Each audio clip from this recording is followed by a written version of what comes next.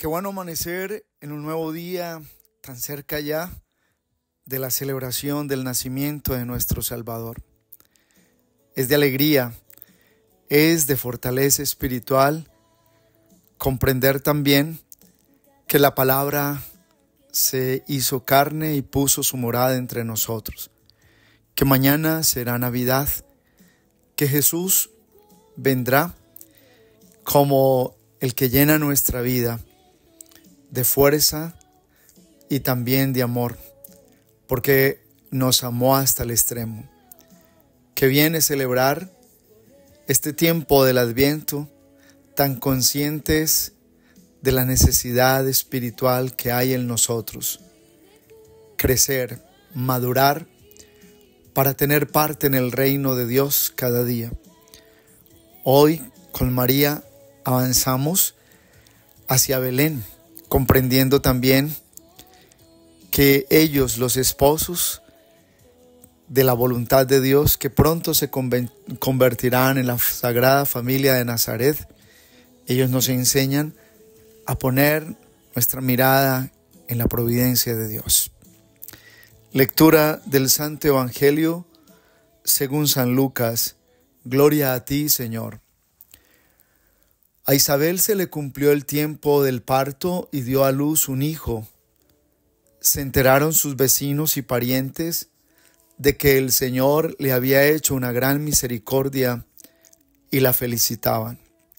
A los 8 días fueron a circuncidar al niño y lo llamaban Zacarías como a su padre. La madre intervino diciendo: «No se va a llamar Juan». Le replicaron: «Ninguno de tus parientes se llama así».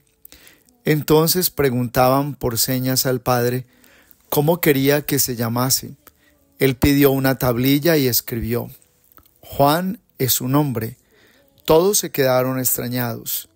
Inmediatamente se le soltó la boca y la lengua y empezó a hablar bendiciendo a Dios.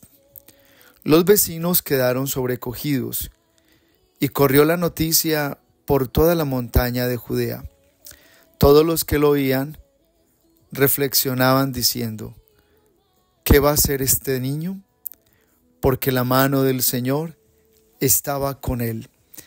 Palabra del Señor. Gloria a ti, Señor Jesús. Mis queridos hermanos, la palabra de Dios en este día tiene sobre todo ese sabor, esa dulzura de la sabiduría misma de Dios. Sobre todo cuando aprendemos a vivir en el tiempo la vida para el Señor. El tiempo es una oportunidad. Cada día que amanece, cada mes que pasa, cada año que termina, ha sido una oportunidad de Dios en nuestra historia personal. Y por eso cuando uno lee hoy la primera lectura precisamente del profeta Malaquías, se nos dice que el día de Dios llegó. Y llegó como ese momento de juicio, pero también de regocijo para quienes vivían en el tiempo esos planes de Dios. El pueblo de Israel tuvo momentos de muchos aciertos, de vivir en una verdadera relación con Dios basada en sus planes. Pero también el pueblo de Israel tuvo momentos de mucha desubicación cuando vivieron para sus idolatrías, para el mundo pagano. Y por eso Dios siempre tuvo la paciencia para que a través de los profetas el pueblo comprendiera que Él es el dueño del tiempo y que el día de Dios llega. Sin embargo, hoy la liturgia nos está llevando a comprender el día del Señor es el día de su nacimiento. Mañana, ya el día está cerca. ¿Y qué nos pide hoy la primera lectura? Pues hacernos una revisión del corazón, mirarnos interiormente. ¿Estás preparado? ¿Estás preparada para la llegada del Señor?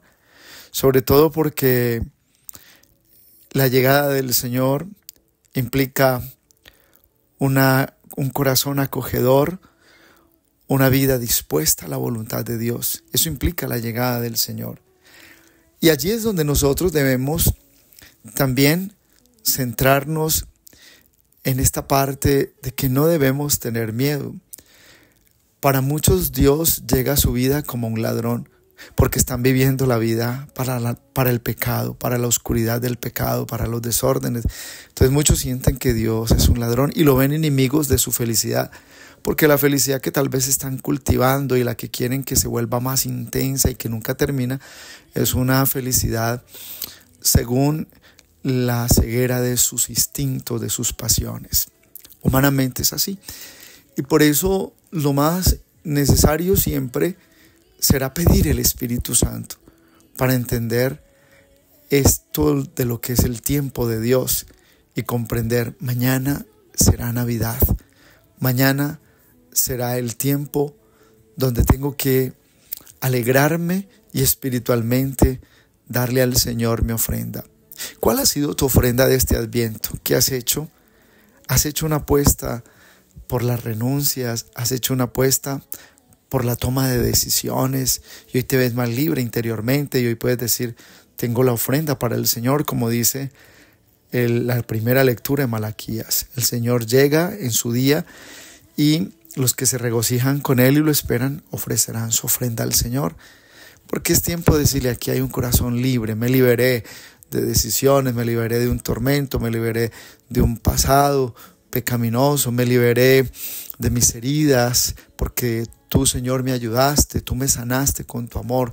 Aquí te ofrezco un corazón que necesita ser llenado de tu sabiduría, necesita ser colmado de tu bendición, de tu paz, de tu luz. Porque si hacemos un vaciamiento del corazón, y si se hizo en este tiempo del Adviento un vaciamiento, una ofrenda al Señor, un corazón limpio, pues ese corazón hay que llenarlo de la vida del Espíritu Santo, para que no sienta la necesidad de volver atrás, ni la tentación de creer que lo que quedó atrás era mejor que lo que va a venir ahorita.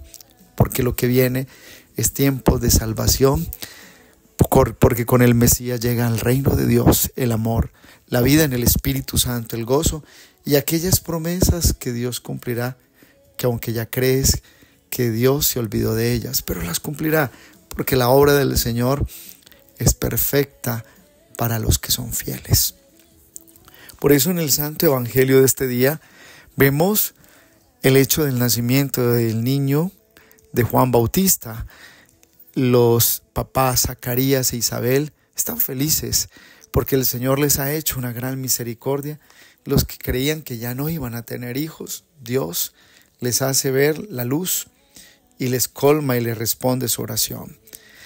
Pero Juan Bautista nace con un propósito, y es que Él es el que preparará al pueblo de Dios, al pueblo que va a coger las promesas en Jesús, que es el Mesías, al pueblo que va a reconocer en Jesús el Hijo de Dios para recibir el perdón de los pecados. Hacia allá va la misión de Juan Bautista. Por eso la gran connotación del Evangelio hoy es que no se llamará Zacarías, se llamará Juan, porque su nombre significa Dios se ha compadecido de su pueblo. Dios se ha compadecido del pueblo que necesita ser libre del pecado. Y Juan prepara ese camino anunciando la misericordia, pero también haciendo un llamado al perdón de los pecados y al bautismo para el arrepentimiento. Qué especial, sobre todo, comprender lo que es Juan Bautista para nosotros como pueblo de Dios, el precursor. Pero para sus papás, Zacarías e Isabel, fue la gran bendición. Ellos, como papás, comprendieron la fidelidad de Dios al ver su oración contestada. Porque es que Dios contesta la oración de los esposos que se unen todos los días para orar, para clamar, no para mendigarle a Dios ni para negociar bendiciones. No, queridos papás, esposos, clamen la salvación de sus hijos, clamen que Dios los lleve por el buen camino y que sus hijos crezcan como crecía Jesús en Nazaret, en estatura, en sabiduría y en gracia.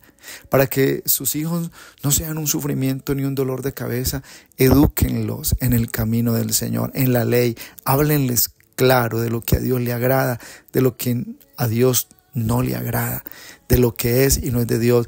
Y también sean firmes en su autoridad, papás, para defender los derechos de Dios en su casa mientras crían a sus hijos, porque no faltarán los momentos de ser confrontados por los ambientes de los amigos de sus hijos y sus hijos usar lo que es esa manera pretenciosa y engañosa de lo que viven sus amigos para decir, ¿y yo por qué no puedo esto? ¿Y a mí por qué me niegan esto?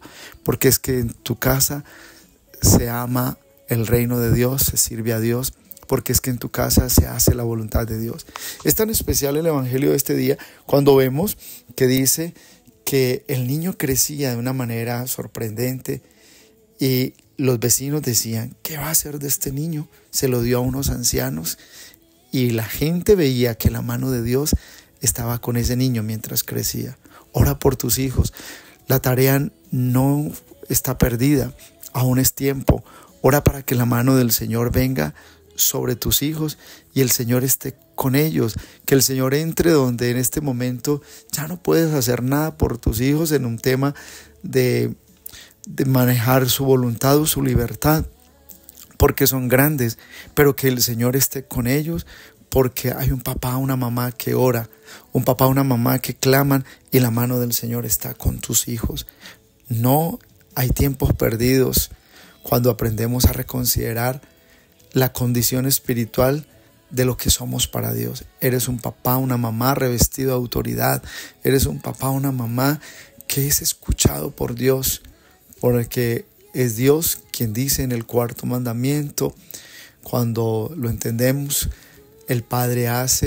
Dios hace más respetable al padre y a la madre que a los hijos. Y la bendición de Dios Todopoderoso, Padre, Hijo, Espíritu Santo, descienda sobre ustedes y los acompañe siempre. Un abrazo en Cristo Jesús y bendecido lunes para todos.